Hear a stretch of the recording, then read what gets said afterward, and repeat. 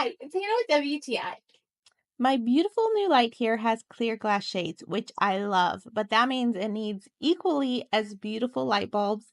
And these by Light History are exactly that. They are stunning whether they are on or off.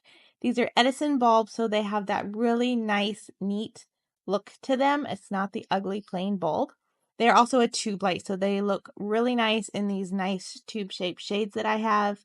They are very bright. They brighten up our hallway really nicely, and I was also really impressed with how well they came shipped. Really nice storage box. This is a pack of 6, so I have a couple extras, and they'll be safe and won't break until I need them. The base of these is an E26, which is the size of a regular light bulb, so any of your lights, this will work in them. Our lights do not have a dimming feature, but these light bulbs can dim.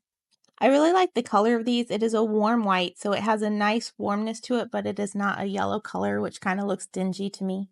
If you are looking for some beautiful bulbs for any of your lights, I highly recommend them. They are gorgeous. And that's my point of view.